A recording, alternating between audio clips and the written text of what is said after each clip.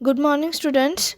Reproduction in lower and higher plant याच्यावरचे काही आपण MCQ बघतोय आणि आज आपण त्याचा नेक्स्ट पार्ट बघणार आहे.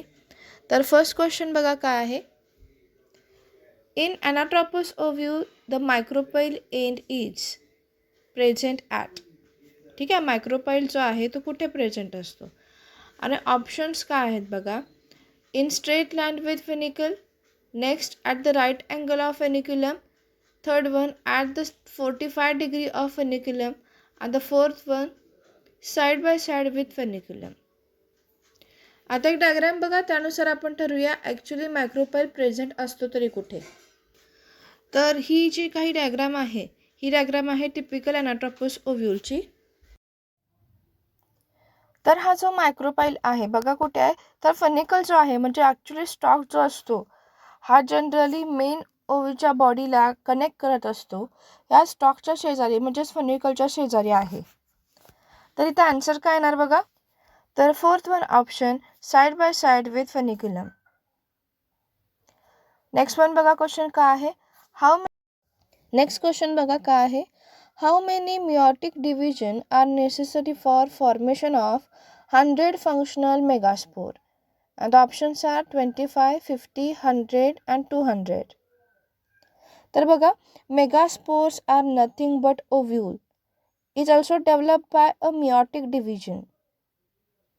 For the development of one megaspore means one ovule, one mitotic division is required. So for the development of 100 megaspore, 100 meiotic division take place.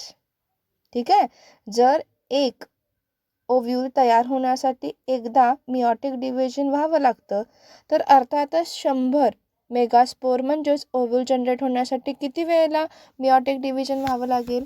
तर आन्सर सोपं आहे त्याचं. तर किती वेळेला, तर 100 टाइम्स. नेक्स्ट वन थिंग बघा. Megasporangium in a pistil are attached to.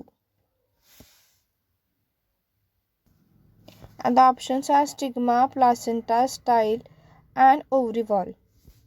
तर गायनोशियममध्ये सगळ्यात अपरमोस्ट पार्ट जो आहे तो आहे कोण, तर स्टिग्मा. त्याच्या खाली कोण असतं, तर स्टाईल आणि सगळ्यात खाली ओव्हरी असते. या ओव्हरीमध्ये जो काही प्लासेंटा असतो याला मेगास्पोरेंजियम म्हणजेच ओव्ह्यूल अटॅच असतात. सो इथे आन्सर काय येणार, तर placenta. Megasporangium in a pistil are attached to placenta only. आता आपण नेक्स्ट क्वेश्चन बघूया. In gynoecium if the pistil are fuse together and the condition is. Options बघा काय आहे. Monocarpellary, polycarpellary, syncarpous and apocarpous. तर मोनोकार्पेरी म्हणजे काय बघा. If gynoecium has a single carpel. ठीक आहे, suppose Gynoecium has more than 2 carpels, then it is known as polycarpary. आणि सायनोकार्पस म्हणजे काय. Suppose multiple carpels are fuse together, then it is known as cyanocarpus. And the last one option is apocarpus, and apocarpus means free fused carpels. तर इथे त्याने आपल्याला questions काय विचारलं आहे. Pistils are fuse together and the condition is. मग answer काय असणार बघा. तर ते आहे सायनोकार्पस, कारण त्याचं मिनिंग काय आहे, मल्टिपल कार्पेल्स फ्यूज टुगेदर. तर चला आता नेक्स्ट क्वेश्चन बघूया. Homologous mass of cell in each microsporangium of anther is termed as. बघा काय आहेत. Nucleus, sporogenous mass, tapetum and chalaza. तर बघा इथे फर्स्ट आणि फोर्थ ऑप्शन जो आहे कोणता कोणता, तर न्यूक्लियस आणि चलायझा हे दोन्ही पार्ट जे आहेत हे गायनोशियमच्या संदर्भातले आहेत आणि यांचा अँथरच्या स्ट्रक्चरशी जवळचा संबंध नाही आहे. त्यामुळे फर्स्ट वन आणि फोर्थ वन ऑप्शन जो आहे तो आपण कॅन्सल केला. राहिलेले दोन ऑप्शन जो आहेत स्पोरॅन्जियस मास आणि टेप्टम ॲक्च्युली कुठे असतात ते आता आपण बघूया. तर ही डायग्राम जी आहे ती आहे टिपिकल ट्रान्सफर सेक्शन ऑफ अँथरची डायग्राम. तर याच्यामध्ये तुम्हाला दिसू शकतं बघा, स्पोरॅन्जिनियस टिश्यू जे आहेत हा सगळ्यात इनरमोस्ट पार्ट आहे. ठीक आहे, अँथरचा सगळ्यात इनरमोस्ट पार्ट आहे आणि त्याच्या सराउंडिंगला टेप्टम असतात. तर क्वेश्चन परत एकदा बघा, homologous mass of cells in each microsporangium of anther is term as. आता बघा, इथं मास म्हणजे बंच ऑफ सेल्सचं जर आपण कन्सिडरेशन केलं तर ते आन्सर का होऊ शकतं, तर sporogenous mass. So right answer is sporogenous mass. Next one question बघा, body of ovule fused with funicle in region is called as. तर बघा, इथे आपण ही डायग्राम बघतोय, इथे आपल्याला दिसू शकतं की हायलम जो आहे हा पार्ट कन्सिडर आहे या फ्युजनसाठी. ठीक आहे, सो राईट आन्सर इथं काय असू शकतं, हायलम, कारण तो काय करतो तर मेन बॉडी आणि फनिकलला जाऊन अटॅच होतो आणि ह्या दोघांना अटॅच करायचं काम कोणाचं आहे तर या हायलमचं आहे. सो इथे राईट ऑप्शन कोणता तर hilum. Next one question, usually pollen grains are shed at the two cell stage. These two cells are called as. ठीक आहे, आता टू सेल स्टेज ॲक्च्युली कुठली असते बघा, तर हा आहे प्रिमिटिव्ह पोलन ग्रेन आणि ही जी स्टेज आहे याला आपण म्हणतो टू सेल स्टेज. तर याच्यामध्ये दोन सेल तुम्हाला दिसत आहेत का, तर त्याच्यापैकी एक मोठी सेल आहे, एक छोटी सेल आहे. जी लार्जर सेल आहे त्याला आपण म्हणतो व्हेजिटेटिव्ह सेल आणि जी राहिलेली सेल आहे त्याला म्हणतो आपण जनरेटिव्ह सेल. अर्थातच इथे आन्सर काय असणार तर one vegetative cell and one generative cell. Next one question बघा, functional megaspore in angiosperm develop into. and the options are embryo sac, antipodal cell, egg cell and इंटुगमेंट्स. तर ॲक्च्युली हे सगळे part कुठे असतात बघा, तर ही जी काही एम्ब्रियो सॅक आहे या एम्ब्रियो सॅकचे वरचे 3 सेल जे आहेत ते असतात अँटिपोडल सेल, खालचे 3 जे असतात त्यांना म्हणतो आपण एग ॲपॅरेटस, ज्याच्यामध्ये ॲक्च्युली एग असतो, आणि इंट्युगमेंट्स जे असतात हे जनरली एम्ब्रियो सॅकचं आउटर कवरिंग असतं, एन्व्हलप असतं. हे 2 लेअरनी बनलेलं असतं, इनर इंट्युगमेंट आणि आउटर इंट्युगमेंट. ठीक आहे, आता फंक्शनल मेगास्पोर म्हणजे काय बघा, ॲक्च्युली फंक्शनल मेगास्पोर जनरेट करण्यासाठी रिस्पॉन्सिबल असतो आणि हा फंक्शनल मेगास्पोर नेहमी एम्ब्रियो सॅकमध्ये सिच्युएटेड असतो आणि म्हणून इथं राईट आन्सर काय आहे तर ते राईट आन्सर आहे एम्ब्रियो सॅक. नेक्स्ट वन बघा, typical angiosperm embryo sac is dash nucleated and dash cell. किती न्यूक्लियस असतात आणि किती सेल असतात हे आपल्याला आता फाइंड आउट करायचं आहे. तर बघा, तर ही आहे एम्ब्रियो सॅक आणि या एम्ब्रियो सॅकमध्ये किती सेल्स आहेत बघा, वरती असतात 3, 1 2 3, खाली 3, 3 आणि 3 6 आणि मधली 1, म्हणजे एकूण मिळून किती सेल आहेत तर 7 सेल आहेत. पण मध्ये जी सेल आहे या सेलमध्ये 2 न्यूक्लियस फ्यूज झालेले असतात. ठीक आहे, आणि त्यामुळे आपण एकंदरीत 7 सेल्ससाठी 8 न्यूक्लियस कन्सिडर करतो. म्हणजे एकंदरीत या स्ट्रक्चरमध्ये किती सेल आणि किती न्यूक्लियस आहेत तर 7 सेल अँड 8 न्यूक्लियस. तर राईट ऑप्शन बघा काय आहे तर 8 न्यूक्लिएटेड अँड 7 सेल. तर नेक्स्ट वन क्वेश्चन बघा काय आहे, how many antipodal cells are found in the egg apparatus of a typical embryo sac. ठीक आहे, तर जे काही एम्ब्रियो सॅकमध्ये असतात त्यांच्यामध्ये ॲक्च्युली किती अँटिपोडल सेल्स असतात असं त्यांनी आपल्याला विचारलं आहे. तर चला आपण स्ट्रक्चर बघूया. तर ही आहे टिपिकल अनाट्रोपस ओव्ह्यूल आणि यांच्यामध्ये अँटिपोडल सेल्स तुम्हाला कुठे दिसत आहेत तर बरोबर इथे दिसत आहेत. जे काही वरचे 3 सेलचा ग्रुप आहे त्यांना आपण अँटिपोडल सेल्स असं म्हणतो आणि या किती असतात तर 3 इन नंबर. तर राईट आन्सर काय तर 3. नेक्स्ट क्वेश्चन बघा काय आहे, flower with exposed anther and stigma are termed as. Options are cleistogamous, chasmogamous, autogamous and anemophilous. आता आपण पहिल्यांदा यांचे अर्थ काय आहेत बघूया. Cleistogamous actually those flowers which are generally non-opening and show self-pollination. ठीक आहे. त्याच्यानंतर आहे autogamous. Autogamous is nothing but the self pollination. Anemophilous means those flowering plants who shows pollination with the help of wind. आणि last one option बघा काय आहे, तो आहे Chasmogamous. and Chasmogamous means those flowering plants which having flower which are above the ground level and they are opening, means flowers with the exposed of anther and stigma. तर मग इथे answer काय असणार आहे? Exactly right, it is Chasmogamous. Next one बघा, which of the following is the most common pollinating agent. तर जेवढे सगळे फ्लॉवरिंग प्लांट्स आहेत बायोस्फिअरवरती, त्यांचे जे काही पॉलिनेशन मोस्ट ऑफ ऑल कोण करून आणतं, तर बीज करून आणतात. ठीक आहे. सो नेक्स्ट क्वेश्चन बघा, yucca plant provides dash a safe place to lay egg. आता युका प्लांट्स कसे असतात बघा, हे जे पिक्चर आहे ते आहे युका प्लांट्स. जनरली त्यांचे फ्लावर्स व्हाईट इन कलर असतात, ऑफ व्हाईट कलरचे, आणि त्याच्यामध्ये जनरली युका मॉथ जे आहेत हे काय करतात तर अंडी घालतात आणि त्याच्यानंतर त्यांची रिप्रोडक्शन सायकल कंप्लीट करतात. तर इथे तुम्हाला व्हाईट कलरचे जे मॉथ दिसत आहेत त्यांना म्हणतात युका मॉथ. हे जनरली फक्त आणि फक्त युका प्लांट्सच्या भोवती आपली लाईफ सायकल कंप्लीट करतात. So right answer is moth.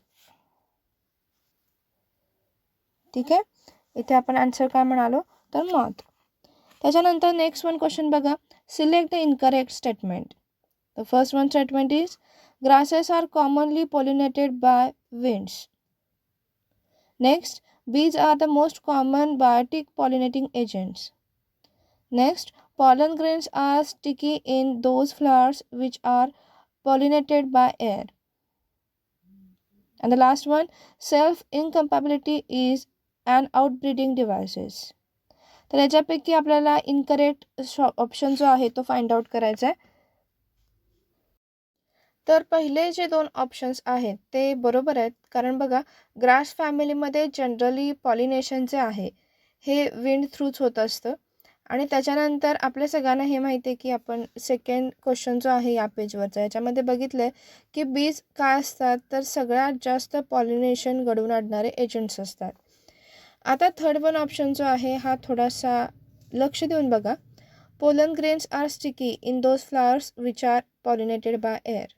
तर इट इज एक्झॅक्टली रॉंग, कारण जर एअर पॉलिनेशन व्हायचं असेल तर त्या पोलन ग्रेन्सनी लाईट वेटेड असायला पाहिजे आणि त्याचबरोबर नॉन स्टिकी असलं पाहिजे. पण एअर पॉलिनेशन होत असताना ज्या काही स्टिग्मा असतात या स्टिग्मा मात्र कुशन लाईक आणि त्याच्यावरती हेअर सबस्ट्रेट असतात, जेणेकरून हे पोलन ग्रेन्स ज्या वेळेला तिथे लँड होतील त्यावेळेला तिथून ते बाहेर पडू नयेत. ठीक आहे. सो पोलन ग्रेन आहे ते कसे असायला पाहिजेत तर लाईट वेटेड आणि नॉन स्टिकी. आता नेक्स्ट क्वेश्चन बघा, transfer of pollen grain from anther to stigma of different plant is termed as. तर फर्स्ट वन जो ऑप्शन आहे तो आहे ॲटोगॅमी. ॲटोगॅमीचं मिनिंग आहे सेल्फ पॉलिनेशन. नेक्स्ट वन आहे जायंटोनोगॅमी. जायंटोनोगॅमीचं मिनिंग आहे self pollination. It is occurs in two different flower on the same plant. Third one जो ऑप्शन आहे तो आहे झॅनोगॅमी. अँड झॅनोगॅमीचं मिनिंग आहे क्रॉस पॉलिनेशन. आणि क्रॉस पॉलिनेशन म्हणजे काय, pollen grains land on stigma of the different plant but the same species. So third one option जो आहे तो आहे राईट आन्सर. ठीक आहे. आता इथे जो वर्ड आहे पोरोगॅमी, पोरोगॅमीचा मिनिंग आहे entrance of pollen tube. Actually it is a part of flower. ही काही कोणती पॉलिनेशनची प्रोसिजर नाही फोर्थ वन जी आहे ती. सो इथे आपण राईट ऑप्शन कोणता चूज करतोय तर झॅनोगॅमी. नेक्स्ट वन क्वेश्चन बघा, which of the following is pollinated by wind. And the options are grasses, hydrilla, Vallisneria and both A and B. तर राईट ऑप्शन आहे फर्स्ट वन ग्रासेस. आपण या पेजवरच्या fourth one क्वेश्चनमध्ये already बघितले की grass फॅमिलीमध्ये जनरली एअर पॉलिनेशनच होत असतं, त्यांचं पॉलिनेशन विंड थ्रूच होत असतं. सो आन्सर आहे ग्रासेस. नेक्स्ट वन क्वेश्चन बघा, which of the following is not the feature of wind pollinated pollen grain. आपल्या सगळ्यांना माहिती आहे की पोलन ग्रेन ज्या वेळेला विंड थ्रू पॉलिनेट होत असतात त्यावेळेला त्यांना काही स्पेशल अडॅप्टेशन करावे लागतात. तर ऑप्शन्स बघा काय आहेत. Light weight, non sticky, numerous and large size. तर पहिले 3 ऑप्शन जे आहेत हे जनरली या पोलन ग्रेनचे आहेत जे जनरली विंड पॉलिनेशननी पॉलिनेट होतात. तर जनरली त्यांनी लाईट वेट असलेच पाहिजे कारण वाऱ्या थ्रू ते एका फ्लावरकडून दुसऱ्या फ्लावरच्या स्टिग्मावरती जाऊन लँड होणार. बरोबर आहे. त्यांनी नॉन स्टिकी असलं पाहिजे आणि लास्ट वन थिंग जो आहे तर त्यांनी कसं असलं पाहिजे, लार्ज नंबरमध्ये असलं पाहिजे. कारण का ज्या वेळेला विंड थ्रू पॉलिनेशन होत असतं त्यावेळेला विंड करंट ज्या पद्धतीनं पुढे जाईल, ज्या डायरेक्शनने पुढे जाईल तर तिथे तिथे हे पोलन ग्रेन्स जात असणार आहेत. मग गरजेचं नाही आहे की ते एक्झॅक्ट राईट प्लेसवरतीच जाऊन लँड होतील. यासाठी हे जे फ्लावर्स आहेत हे काय करतात तर जास्त नंबरमध्ये पोलन ग्रेन प्रोड्यूस करतात. आणि शेवटचा जो ऑप्शन आहे तो आहे लार्ज साईज. तो एक्झॅक्टली रॉंग आहे. कारण का तर पोलन ग्रेनही मोठं असून चालणार नाही. त्यांनी लाईट वेटेड आणि कसं असलं पाहिजे, स्मॉल असलं पाहिजे जेणेकरून वाऱ्या थ्रू, विंड थ्रू ते एका स्पेसपासून दुसऱ्या स्पेसपर्यंत म्हणजे स्टिग्मावरती जाऊन लँड होतील. सो नॉन करेक्ट जो आहे ऑप्शन आपल्याला चूज करायला सांगितलं या क्वेश्चनमध्ये, it is not feature of wind pollinated pollen grain and the feature is large size. Next one question बघा. Stigma of wind pollinated plants are, and the options are large and feathery, large and non-feathery, small and feathery, and small and non-feathery. तर generally air pollination होत असताना ज्या काही stigma adaptation दाखवतात त्याच्यापैकी first point जो आहे तो आहे त्यांनी लार्ज असलं पाहिजे आणि फेदरी असलं पाहिजे. लार्ज यासाठी असलं पाहिजे की जास्तीत जास्त सरफेस एरिया जर असेल तर पोलन ग्रेन्सना ट्रॅप करणं सोपं जातं. आणि फेदरी यासाठी असलं पाहिजे की पोलन ग्रेन एकदा ट्रॅप झाले तर तिथून पुढे विंड थ्रू किंवा वाऱ्याच्या झोतातून किंवा करंटनी ते पुढे जाऊ नयेत किंवा दुसऱ्या प्लेसकडे विखुरले जाऊ नयेत, ते आहे ते सिच्युएटेड राहावेत. यासाठी फर्स्ट ऑप्शन जो आहे large and feathery, it is a right answer. Large and feathery. आता नेक्स्ट क्वेश्चन बघूया. तर नेक्स्ट क्वेश्चन बघा. In which state of the plant pollens are released on the surface of water and carry by the passive water currents up to the stigma. ठीक आहे. तर याच्यापैकी आपल्याला right option choose करायचं आहे. तर जनरली हायड्रोफिली जे आहे म्हणजे पॉलिनेशन ब्रिंग बाय वॉटर याचे ॲक्च्युली 2 टाईप पडतात, एपिहायड्रोफिली आणि हायपोहायड्रोफिली. तर हे जे पिक्चर आहे हे आहे हायड्रिलाचं. जनरली हा प्लांट जो आहे हा वॉटर सरफेसवरती ग्रो होतो आणि याचं पॉलिनेशनसुद्धा वॉटर सरफेसनीच होतं किंवा वॉटर सरफेस थ्रूच होतं. आणि हे पिक्चर जे आहे ते आहे व्हॅलिसनेरिया म्हणजे सी ग्रासचं. आणि या स्पेशीसचं सुद्धा जे पॉलिनेशन आहे हे कुठे होतं तर वॉटर सरफेसवरती होतं. तर इथे जे तुम्हाला प्लांट्स दिलेले आहेत त्याच्यापैकी सेकंड वन ऑप्शन जो आहे हायड्रिला आणि व्हॅलिसनेरिया हे कोण आहेत तर राईट ऑप्शन्स. आता लास्ट वन क्वेश्चन बघा का आहे. Floral rewards given to the animals may be in a form of, and the options are nectar, pollen grains and nectar, third one nectar, safe place to lay eggs, and the last one option is all of the above. तर आपल्या सगळ्यांना माहिती आहे की generally pollen grains non motile असतात, बरोबर आहे. आणि त्यामुळे पॉलिनेशनसाठी त्यांना काही एजन्सीची हेल्प घ्यावी लागते, मग ते एजन्सीज बायोटिक असोत किंवा अबायोटिक असोत. तर इथे आपण जे काही बायोटिक एजंट म्हणतो हे बायोटिक एजंट म्हणजे कोण तर काही इन्सेक्ट असू शकतात, काही बर्ड्स असू शकतात, काही रेप्टाईलही असू शकतात. तर त्या बदल्यात म्हणजे पॉलिनेशन केलेल्या बदल्यात किंवा पॉलिनेशनसाठी त्यांना अट्रॅक्ट करण्यासाठी काही वेळेला एंजिओस्पर्म स्वतःमध्ये अडॅप्टेशन घडवतात. ठीक आहे. आणि या अडॅप्टेशन म्हणजे काय असू शकतं तर एखाद्या वेळेला पेटलचा कलर ब्राईट असू शकतो, त्याचा जो स्मेल आहे तो खूप छान असू शकतो, किंवा काही वेळेला प्लांट्स काय करतात तर फ्लावरचं स्ट्रक्चर असं डेव्हलप करतात की जेणेकरून तिथे मॉथ किंवा अदर इन्सेक्ट यावेत आणि तिथे त्यांनी काय करावेत, एग लाय करावेत. ठीक आहे. तर याच्यापैकी कोणती कंडिशन असू शकते, म्हणून इथे जे आन्सर आहे ते आहे ऑल ऑफ द अबव. तर याच प्रकारचे काही वेगळे क्वेश्चन घेऊन आता आपण उद्या भेटूया. तर चला बाय.